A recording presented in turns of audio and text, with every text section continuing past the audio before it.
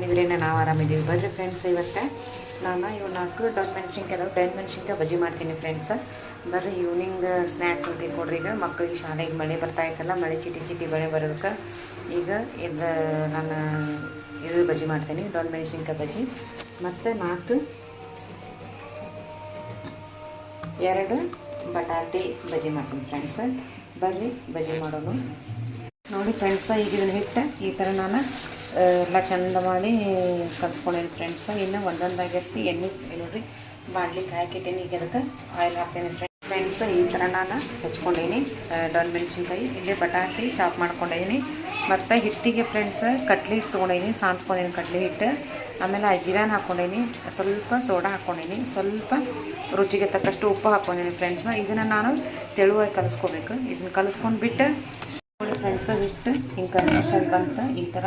ಇದಕ್ಕೆ ಬರ್ಬೇಕು ಹಿಟ್ಟು. ಇದಕ್ಕೆ ನಾನೀಗ ಬಟಾಟೆ ಹಾಕ್ತೀನಿ ಫ್ರೆಂಡ್ಸ್. ಒಂದೊಂದು ಬಟಾಟೆಗೆ ಎತ್ತೆತ್ತಿ ಎಣ್ಣೆ ಹಾಕೋದು. ಇಲ್ಲಿ ನೋಡ್ತಾ ಇರ್ಬೋದು, ಈ ಬಟಾಟೆ ಎಲ್ಲ ಹಾಕ್ತೀನಿ ಫ್ರೆಂಡ್ಸ್ ನಾನು. ಆಮೇಲೆ ದೊಡ್ಡ ಮೆಣಸಿನ್ಕಾಯಿ ಹಾಕ್ತೀನಿ. ಇಲ್ಲಿ ನೋಡಿದ್ರೆ ಬಟಾಟೆ ಎಲ್ಲ ಹಾಕ್ತೀನಿ ಈಗ ಫ್ರೆಂಡ್ಸ್. ನಾಳೆಗೆ ಇಡ್ಲಿ ಮಾಡ್ಬೇಕು. ಇಡ್ಲಿಗೆ ನಾನೀಗ ಉದ್ದಿನ ಬೇಳೆನೇ ಹಾಕೇನಿ. ಈಗ ಉದ್ದಿನ ಬೇಳೆ ರುಬ್ಕೋತೀನಿ ಫ್ರೆಂಡ್ಸ.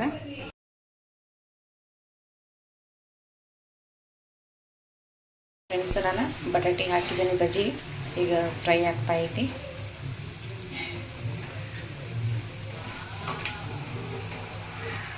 ಫ್ರೈ ಆಗಿ ಫ್ರೆಂಡ್ಸ್ ಬಜ್ಜಿ ಮಾಡಿದೆ. ಇದು ಬಟಾಟೆ ಬಜ್ಜಿ, ಇದು ದೊಡ್ಡ ಮೆಣಸಿನ್ಕಾಯಿ ಬಜ್ಜಿ ಫ್ರೆಂಡ್ಸ್ ರೆಡಿ ಆಗ್ತಾ ಐತಿ.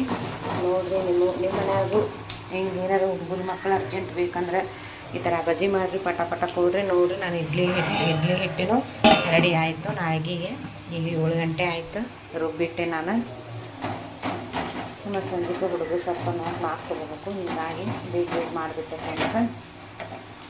ಯಾರು ನನ್ನ ಚಾನಲ್ ಇನ್ನೂ ಸಬ್ಸ್ಕ್ರೈಬ್ ಮಾಡಿ, ಲೈಕ್ ಮಾಡಿ, ಶೇರ್ ಮಾಡಿ, ಕಮೆಂಟ್ ಮಾಡಿ ಫ್ರೆಂಡ್ಸ್.